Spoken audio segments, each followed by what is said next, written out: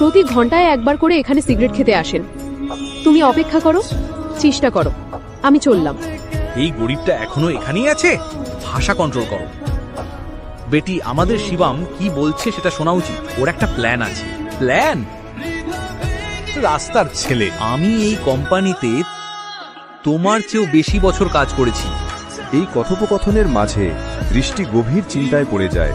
তার মনে পড়ে যায় দাদুর বলা একটা কথা, দৃষ্টি বেটা, শিবম তোমার জন্য একজন ভালো জীবনসঙ্গী।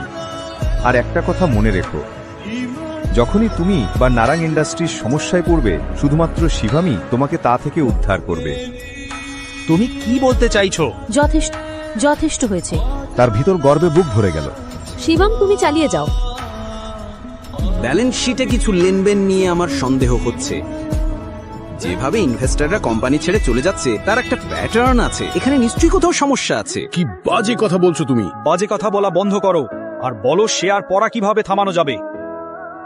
আমাদের কোম্পানির সব শেয়ার ব্যাক করে নিতে হবে। সিম্পল। বাহ, দারুণ। নতুন আইডিয়া নাকি? মোহিত, চুপ কর। শেয়ার সঙ্গে